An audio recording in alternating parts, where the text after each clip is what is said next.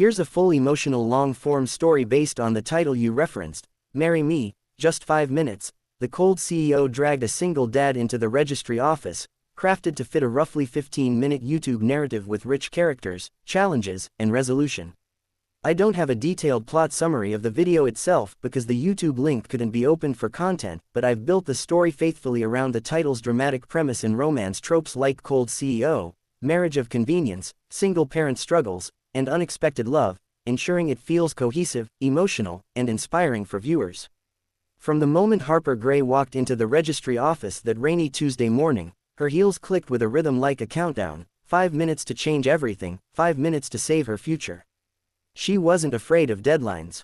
She thrived under pressure, but nothing had prepared her for the look on Luke Bennett's face when she stepped in front of him, breathless but determined. Luke had come to finalize child custody papers. He was a single dad, rough-handed from life and gentle in his gaze, to a daughter who was the best part of him. His son's laughter still echoing in his memory made his shoulders tighten. He didn't expect today to be strange. Then Harper said it, "Marry me, just 5 minutes." Luke blinked. She wasn't a stranger. She was the stern, icy CEO of the tech empire that had just blindsided him with layoffs that shattered his consulting business.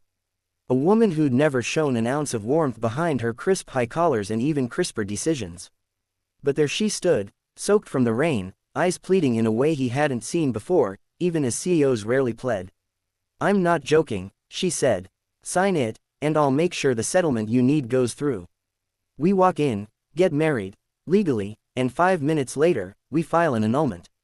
You walk out richer, me legally married just long enough." Luke's jaw tightened. He saw right past the polished suit and cool demeanor. He saw desperation, a rare crack in her armor that made her human. But he also saw opportunity, and responsibility. Because his little boy, Benji, needed more than bills and half-smiles. He needed stability, love, and hope. Harper's offer was a gamble, yes, but it was the kind that might just save them. So he signed. The registry office was empty except for the dull hum of fluorescent lights and the echo of their footsteps. Harper's words were clinical, rehearsed. "This is a legal convenience contract, no emotions involved, 5 minutes is all we need." But Luke felt something in her eyes that undermined every polished sentence, fear of failure. Just when the registrar called them forward, the first challenge struck. Benji's school called. The little boy had asthma, and his inhaler had run out. Luke's heart stopped for a beat. He excused himself, leaving Harper in the lobby, panic rising like tidewater in her chest. Across that short corridor, Luke wasn't thinking about contracts. He was thinking about Benji's cough in the night, and how one hospital visit had nearly broken them both. He returned holding the phone tight, voice firm but kind, telling Harper he had to take care of his son. Her eyes softened, the very first softening he'd seen. And in that moment of shared humanity, something unplanned happened, empathy. 5 minutes passed in the registry office like a heartbeat stretched too thin. The paperwork was signed. Luke's hands bore ink smudges that felt heavier than any contract he'd ever held. Harper transferred the money she promised, much more than they'd agreed, and her face was calm again, but something in her gaze lingered on Luke's expression. They walked out like two separate worlds that had collided and immediately receded, only, they didn't. The second challenge came when the inheritance clause Harper had been trying to fulfill twisted into a corporate scandal. The board demanded proof of authenticity.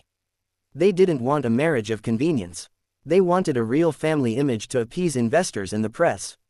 Pictures, dinners, a narrative that looked loving. Harper came back to Luke, not with brash demands, but with honesty. "I can't do this without you," she said quietly. "Not if it means pretending to be something I'm not." Luke looked into her eyes and saw the truth. She wasn't cold.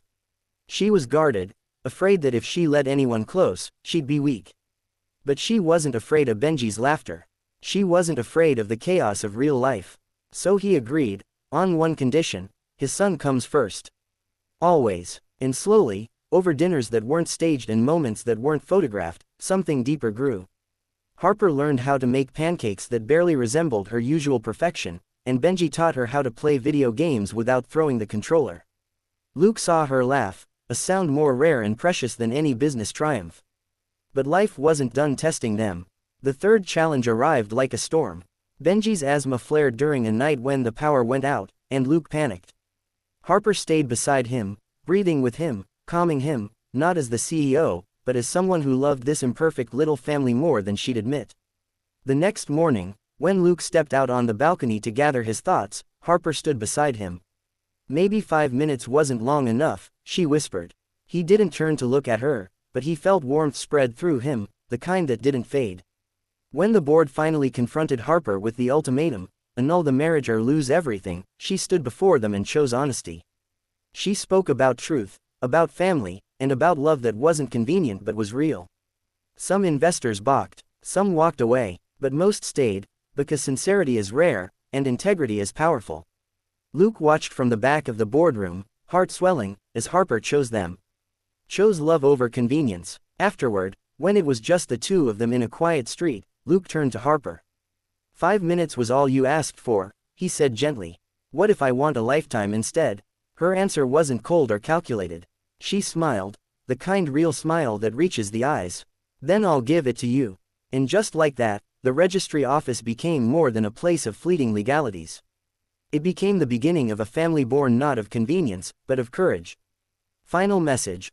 Love isn't found in perfect plans or short contracts, it's forged in honesty, in shared struggles, and in the courage to choose each other again and again. Sparkles, and sometimes, what starts as 5 minutes can become forever. Asterisk.